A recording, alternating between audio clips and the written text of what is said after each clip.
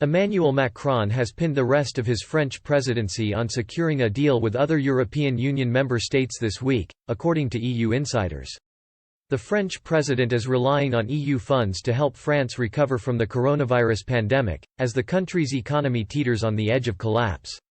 Emmanuel Macron proposed a mammoth €100 billion £90 billion national recovery plan this week in a bid to kick-start France's economy following the lockdown. However, the new French Prime Minister Jean Castex admitted on Wednesday that this will be funded out of Brussels.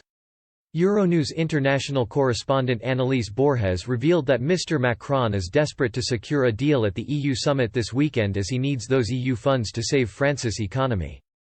She said, "Where is all this money going to come from?" Well, Castex has said the answer is not austerity. He said that this will be an investment in the country that will be backed by Europe. So that highlights the importance of a deal being reached between EU countries this weekend, because that will have an impact on this new government here in France and their ability to put this plan into action. Mr. Macron announced the huge funding plan on Bastille Day, pledging the money before a deal was even struck between EU members.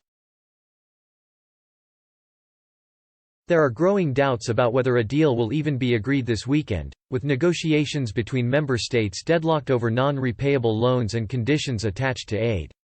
Dutch Prime Minister Mark Rutte said he was pessimistic about the chances of reaching a deal over the proposed European Recovery Fund at a special summit, which will start this Friday. Speaking during a debate in the Dutch parliament, he said, "The responses behind the scenes on our proposals do not make me hopeful about the chances to reach a deal." German Chancellor Angela Merkel has warned that time is of the essence for an EU agreement on funding the €750 billion reconstruction package.